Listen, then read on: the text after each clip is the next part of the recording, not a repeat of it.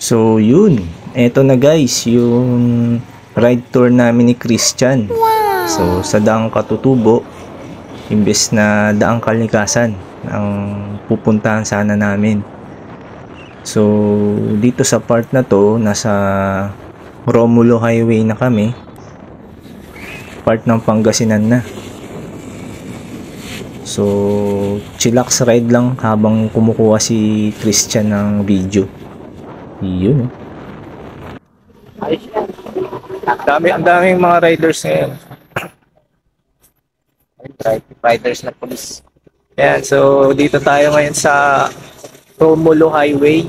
So nag-CR muna kami, tapos magpapagas. Full tank. Full tank. Oo, full tank na kami yan.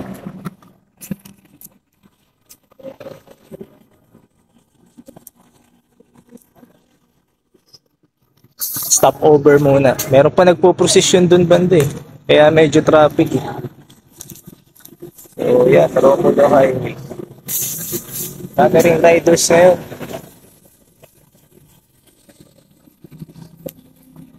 So yan, nag-stop over lang muna kami. Papapultang ko muna si Zord. And ready to go ulit. Konti na lang, 17 minutes. 17 minutes.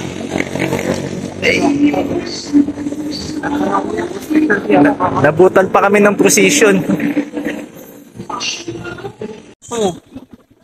Yun, okay. So, nandito na tayo sa ibang way yung napuntahan namin. Daang Katutubo ang tinatawag nila. Kasi yung Daang Kalikasan, sarado, close. So, hindi kami nakapasok kanina. Time check natin, 7:02.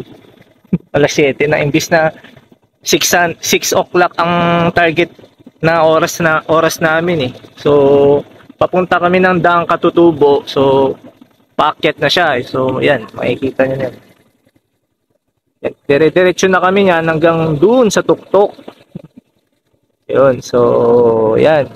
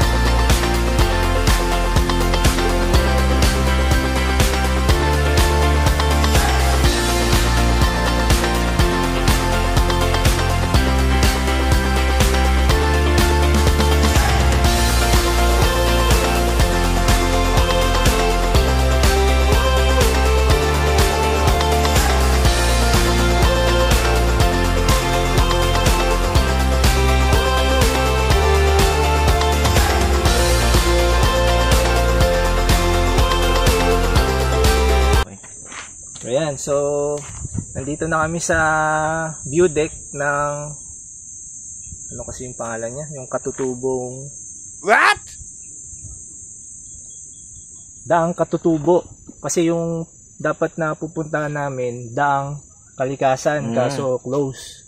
Wala, So, sarado. Dito na kami napadpad sa view deck ng daang Katutubo. So yun, tara, tingnan natin. Yun. Okay, follow me. View deck na siya, view deck. Marami ding riders dito. So, kita mo na yung tanawin, pero pupunta pa kami ni Santano sa pinakataas. So tara, akyatin na natin. Ayun, motor namin. Ayun. Oh, dito muna kami nag-park. Yeah, go. Let's go. Bakit na? Akit na eh.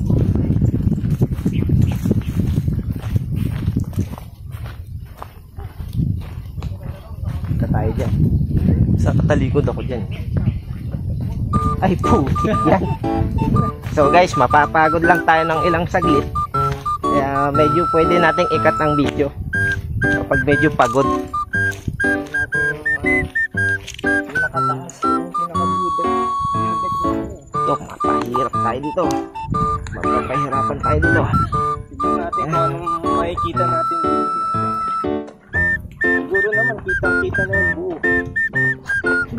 Kasi kanina nung nagra-rides tayo, natatakpan ng mga ano eh. Ako, kapit ka lang na, diba? Ha? Kapit ka lang na, ay, ingat ka lang sa lakad. Kasi, parang madulas yung iba.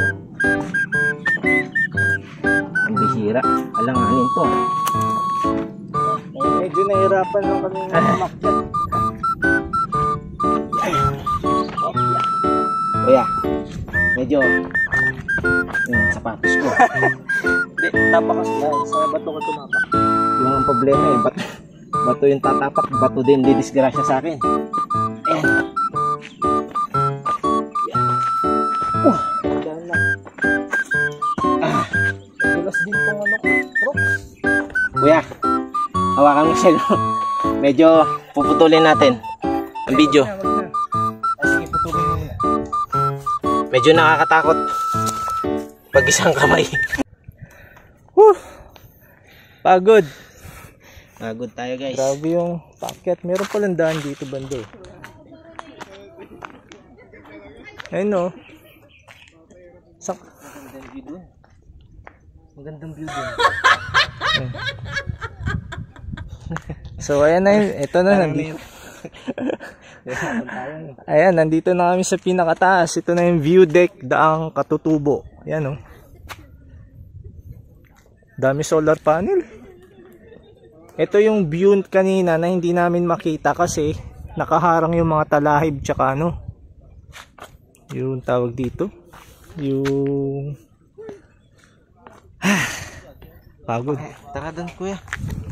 Medyo nakapwesto tong mga to. Ito kanino tong ano? Kanino tong monopod?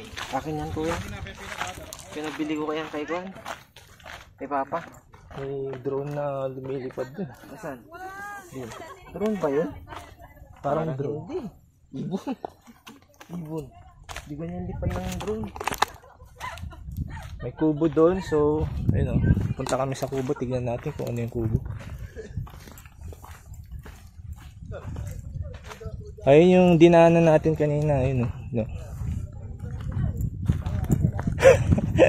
Ayun. Pag ganun. Zigzag siya. Doon tayo nag-umpisa kanina eh. Doon tayo nag-umpisa yun. Oh.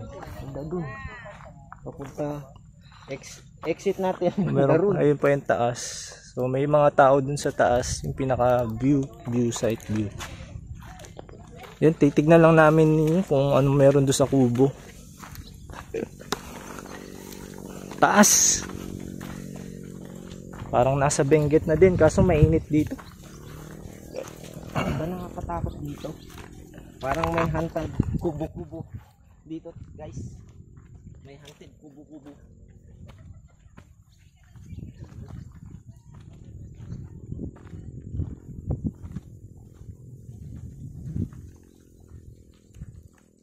Ay gagi, mali.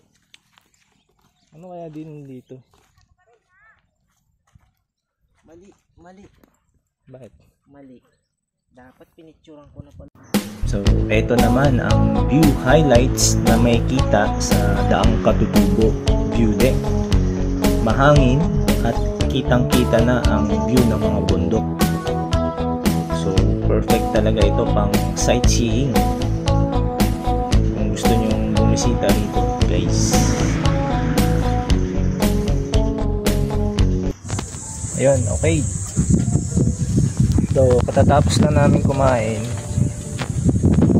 Yan, late na yan, late breakfast. Parang lunch na yun eh.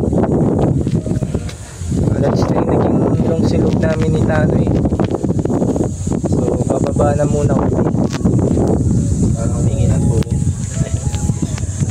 Yan, ito yung view. Bababa na muna kami sa sightseeing na muna namin yung Daang Katutubo coffee shop. Yan, Daang Katutubong coffee shop. Itong area na to. Mahangin, tsaka mahangin siya. Presko pa rin naman.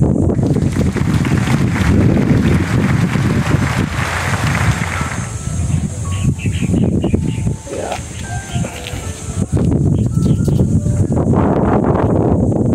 Okay, tara tayo sa baba. Kapag nagutom naman kayo sa pamamasyal at gustong kumain, mag-rest, mag-swimming at especially pinakagusto ko sa lahat, magkape. Punta lang kayo dito sa Daang Katutubo Coffee Shop. Along the road lang ito.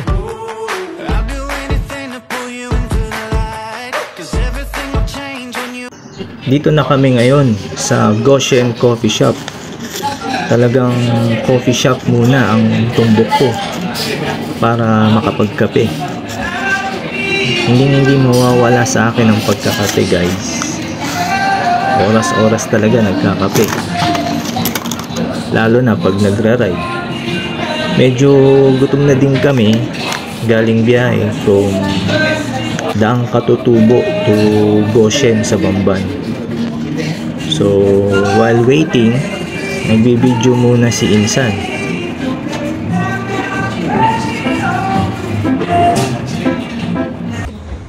Ako naman, naantok na.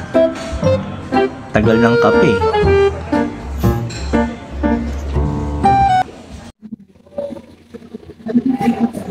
Yun, so katatapos lang natin kumain sa cafe. So nandito kami sa Goshen. Ito na yung last na location namin na puntahan. So hindi kinaya nung buong araw kasi medyo tagal pa tayo dun sa Medyo nagkatali-litsi ang oras. Daang Kalikasan doon.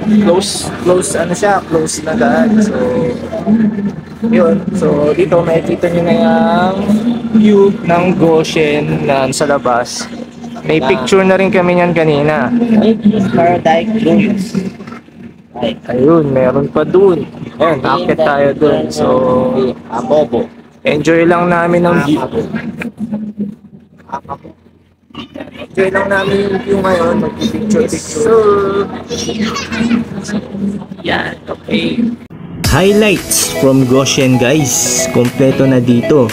May swimming, live band, mga food stalls. Medyo pricey nga lang pag nag-check-in ka sa hotel. Kung gusto mo mag-overnight, mga around 6 to 12k ata pagkatanda ko. Okay, so abangan nyo ulit guys ang next ride tour namin ni Buddy Chris. Ito yung first travel vlog namin ni Chris at gagawa pa kami ng mga more videos for entertainment. So, thank you for watching.